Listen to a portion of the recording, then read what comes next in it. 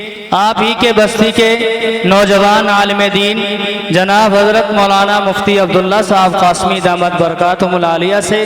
انتہائی ادب کے ساتھ درخواست گزار ہوں تشریف لائیں اور مقررہ وقت میں اپنی قیمتی نصیحتوں سے تمامی سامعین کو مستفیض فرمائیں۔ بسم اللہ الرحمن الرحیم الحمد للہ رب العالمین والصلاة والسلام على سيدنا ونبينا ومولانا محمد خاتم النبيين وإمام المرسلين وقائد الغر المحجلين وعلى آله وأصحابه وعلى كل من تبعهم بإحسان ودعا بدعوتهم إلى يوم الدين أما بعد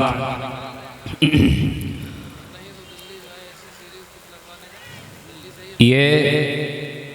مدرسہ عربیہ تحفیظ القرآن جس کے مدرس ہیں حافظ محمد بلال صاحب، جو اپنے گھر میں یہ مدرسہ اور مکتب چلا رہے ہیں، اور جس جگہ میں آپ حضرات تشریف رکھتے ہیں اس کا ایک حصہ ان کے والد کی ملکیت میں آ چکا ہے، اور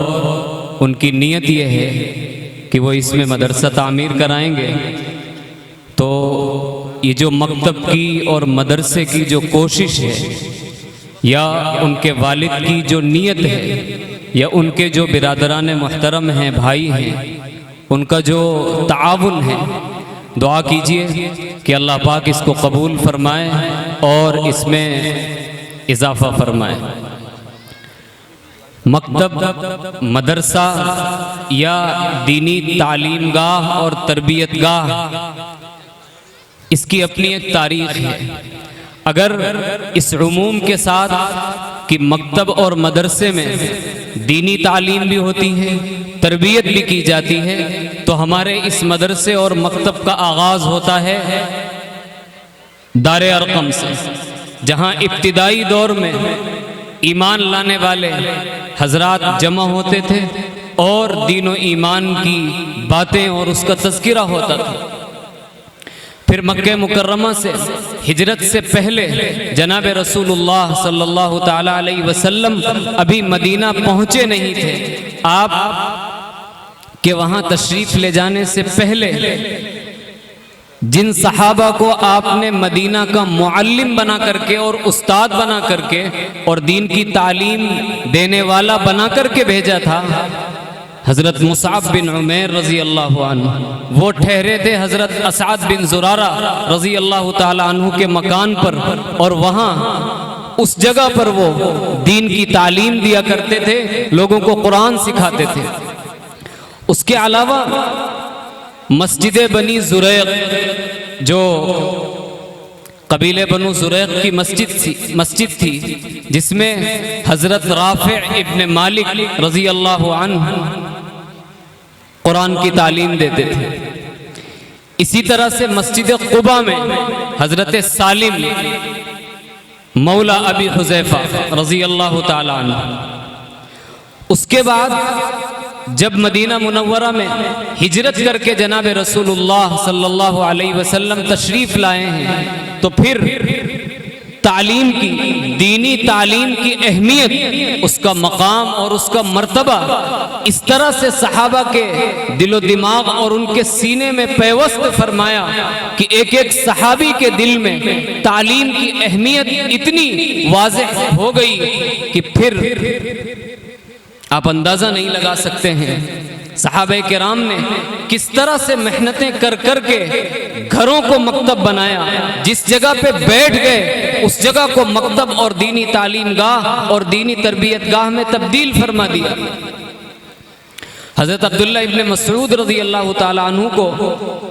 مہاجرین میں سے تھے، ہجرت کر کے تشریف لائے، یہ اور ان کے بھائی کو نبی پاک علیہ السلام نے ایک زمین عطا فرمائی تھی، جس طرح سے دیگر مہاجرین کو عطا فرمائی۔ انہوں نے اسی جگہ میں اپنی درسگاہ قائم فرما دی.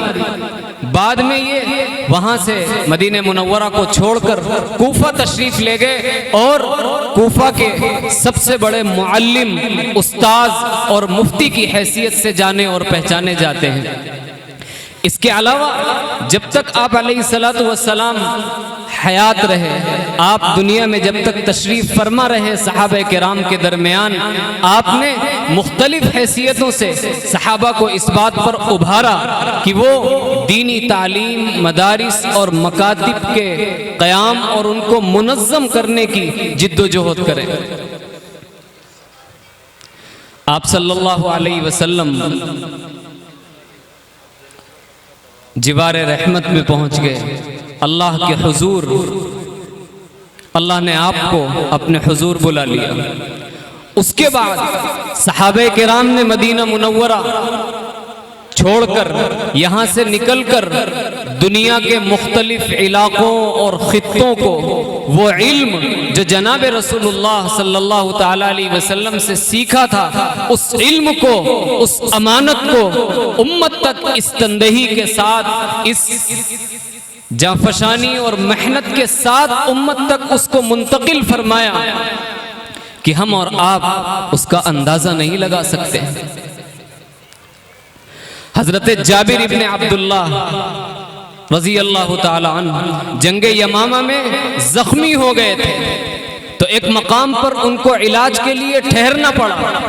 تو جتنے دن علاج کے لیے وہ اس مقام پر ٹھہرے ہیں، اتنے دن بیماری کی حالت میں بھی اپنی اس تعلیم کو جاری رکھا اور اس امانت کو جو اپنے سینے میں جناب رسول اللہ صلی اللہ تعالی علیہ وسلم سے لی تھی، امت تک پہنچانے کی اس حال میں بھی کوشش ان کی جاری رہی. حضرت انس ابن مالک رضی اللہ عنہ کہتے ہیں کہ میں 70 انصار کے 70 ایسے افراد کو جانتا ہوں جو رات کی اندھیری میں اپنے اپنے معلموں اور استاد کے پاس جا کر کے پوری رات قرآن کریم کی تعلیم حاصل کیا کرتے تھے. اصحاب صفہ کے بارے میں بھی ہم جانتے ہیں، نبی پاک علیہ السلام نے ان سے نہیں کہا تھا، آپ نے کبھی بھی ان کو نہیں ابھارا کہ آپ بھوک کی مشقت کو برداشت کر کے ہمارے در پر پڑے رہ کر کے دین کی تعلیم حاصل کریں. یہ صحابہ کرام کا جذبہ اور شوق تھا کہ وہ بھوک کی حالت میں بھی نڈھال ہو کر کے، جبکہ کوئی منظم انتظام نہیں تھا ان کے کھانے پینے کا، لیکن اس حال میں بھی وہ مسجد نبوی کے ایک حصے میں پڑے رہ کر کے جناب رسول اللہ صلی اللہ علیہ وسلم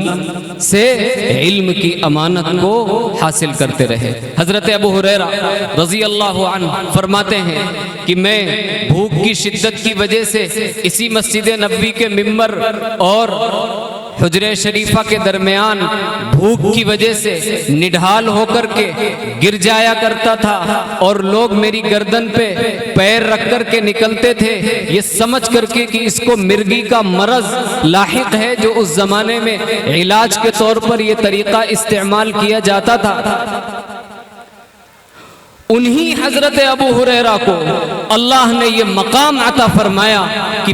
تقریباً 5500 روایتیں اور حدیث جناب رسول اللہ صلی اللہ تعالی علیہ وسلم کی انہی کے ذریعے سے، یہ قیمتی امانت ان کے ذریعے سے امت تک اللہ تعالیٰ نے پہنچائی. اور آپ دیکھ لیجئے مشکات شریف جو 7ویں سال میں پڑھائی جاتی ہے، اس کا شاید ہی کوئی صفحہ ایسا ہو جس میں حضرت ابو ہریرہ رضی اللہ تعالیٰ عنہ کی روایت یا ان کی سند سے موجود نہ ہو. پورے دن دور حدیث میں کتنے گھنٹے ہوتے ہیں، کتنا تذکرہ آتا ہے. کیا دنیا نے کبھی سوچا تھا کہ بھوک کی حالت میں اللہ کے نبی صلی اللہ علیہ وسلم سے یہ امانت حاصل کرنے والے کبھی اتنی بلندی پر پہنچیں گے؟ جی ہاں، اتنی ہی بلندی پر اللہ نے ان کو پہنچایا کہ دنیا میں علم کے ساتھ بھی ان کے شوق کا یہ حال تھا کہ جہاں بھی رہے، جس حال میں بھی رہے، اس امانت کو امت تک منتقل کرنے کا جو جذبہ تھا اس سے پیچھے نہیں ہٹے. اور تو اور بعد کے علماء نے اسی شوق اور جذبے سے سبق سیکھا۔ تاریخ کا ایک بہت ہی نایاب واقعہ جو شاید دنیا میں علمی میدان میں کسی کے پاس ہو۔ حضرت مفتی صاحب تشریف رکھتے ہیں جن کی صدارت میں یہ جلسہ ہے۔ فقہ احناف کی 6 کتابیں ہیں جو سب سے معتبر مانی جاتی ہیں مسائل کی دنیا میں۔ اس میں ایک کتاب ہے مبسوط سرخسی، مبسوط سرخسی، حضرت شمس الائمہ سرخسی رحمت اللہ علیہ۔ اس سے پہلے ایک کتاب تھی کافی کے نام سے، امام حاکم شہید کی کافی۔ علامہ ابن عابدین نے اپنی کتاب میں اس کا تذکرہ فرمایا ہے، وَيَجْمَعُ السِّتَّ كِتَابُ الْكَافِ لِلْحَاكِمِ الشَّهِيدِ فَهُوَ الْكَافِ أَقْوَى شُرُوحِهِ كَالشَّمْسِ مَبْسُوطُ شَمْسِ الْأَئِمَّةِ السَّرَخْسِ۔ ان کو بادشاہ وقت نے قید کر دیا، اور قید بھی ایسی جگہ پہ کیا جو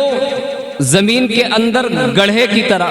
کنویں کی طرح قید خانہ تھا جس میں قید کیا۔ ان کے شاگردوں کو بہت افسوس ہوا کہ استاد محترم کو قید کر دیا گیا، تو انہوں نے طریقہ یہ نکالا شاگردوں نے کہ آپ اس گڑھے کے کنواں نما قید خانے کے اندر سے مسائل بیان کیجئے اور ہم کنویں کے منہ پر بیٹھ کر کے ان مسائل کو املا کرا دیجئے، ہم ان کو نقل کریں گے۔ اور اس طرح سے یہ سلسلہ جاری رہا، اور شمس الائمہ سرخسی کی وہ کتاب 10,000 مسائل سے بھی زیادہ مسئلوں پر مشتمل کتاب انہوں نے کنویں کے اندر سے بیٹھ کر کے لکھوائی۔ اور قریب کے زمانے میں مالٹا کی جیل میں ہر وہ شخص جو دارالعلوم دیوبند سے فارغ ہے یا قاسمی نسبت کو اپنے لیے سعادت مندی سمجھتا ہے، اس کے اولین حامل حضرت شیخ الہند رحمت اللہ علیہ مالٹا کی جیل میں قید ہیں، لیکن اس قید کی حالت میں بھی حضرت شیخ الاسلام حضرت مولانا سید حسین احمد مدنی رحمت اللہ علیہ کے بھتیجے حضرت مولانا وحید احمد مدنی کو اسی مالٹا کی جیل میں جلالین، مشکات شریف اور ترمذی شریف کا درس دیا انہوں نے۔ اور جہاں حضرت کے مالٹا کی جیل میں جو مصروفیات تھیں، جہاں ان کا تذکرہ کیا گیا ہے کہ حضرت کے پورے 24 گھنٹے کے معمولات کیا ہوتے تھے مالٹا کی جیل میں، وہاں ان 3 کتابوں کی تدریس شامل ہے، اور اسی کے ساتھ ساتھ جو ترجمہ کلام پاک حضرت نے لکھا ہے وہ بھی مالٹا کی جیل میں، اور کئی مقام پر سورت کے آخر میں لکھا ہوا بھی یہ ہے کہ یہ ترجمہ مالٹا کی جیل میں مکمل ہوا۔ اس لیے یہ علم کی امانت جو جناب رسول اللہ صلی اللہ علیہ وسلم کے دور میں زمینوں پہ بیٹھ کر بغیر کسی عمارت کے یا چھپروں کے نیچے، جھوپڑیوں کے نیچے بیٹھ کر کاغذ پر چمڑے پر، پتھر پر اور درخت کے پتوں پر، جانوروں کی ہڈیوں پر لکھ کر کے جس امانت کو صحابہ کرام نے اپنے سینے میں محفوظ فرمایا، بعد کے دور کے علماء نے اسی کو اپنایا، اور اسی کو اپنا کر کے آج امت کے حفاظ اور علماء بے سر و سامانی کے عالم میں، بالخصوص ہماری بستی کے اندر جہاں ہمارے لیے کوئی یقینی سہارا نہیں ہے، ہم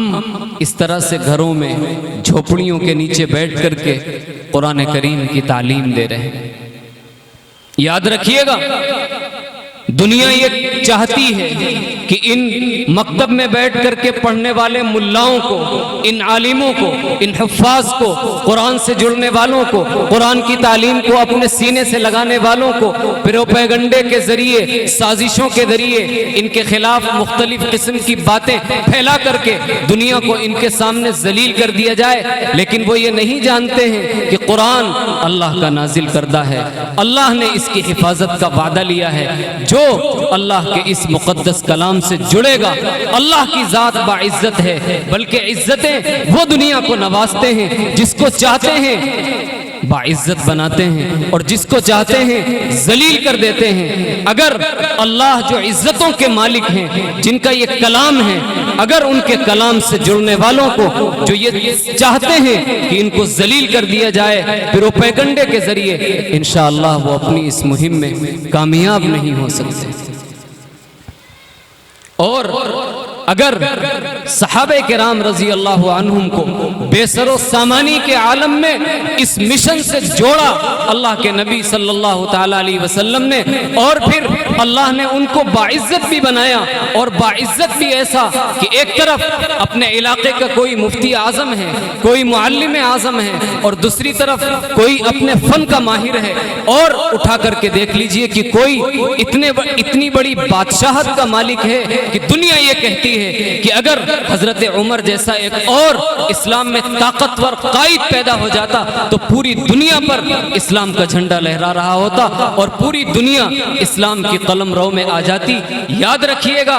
اللہ کا کلام باعزت ہے، جو اس کو سینے سے لگائے گا اللہ اس کو باعزت بنائیں گے، جو پڑھائے گا معاون بنے گا،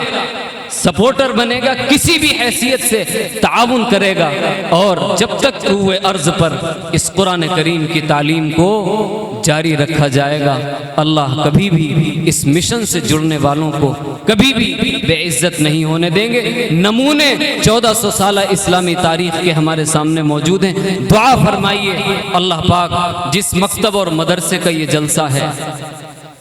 جو بچے اس میں فارغ ہو رہے ہیں، اللہ پاک سب کے علم میں برکت عطا فرمائے۔ اس مکتب کو اس مکتب کی طرح چلنے والے ہماری بستی میں تمام مکاتب اور تمام مدارس اسلامیہ کی اللہ پاک حفاظت فرمائے۔ وآخر دعوانا الحمدللہ رب العالمین۔